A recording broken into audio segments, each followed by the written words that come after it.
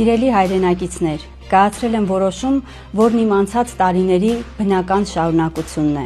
Գորիս համայնքում իմ աշխատանքային վերջին տարիները անցել են տարածաշրջանային բարդ խնդիրների կիզակետում։ Ես ապրել եմ հազարավոր ընտանիքների հոգսերով, լսել եմ նրանց ձայնը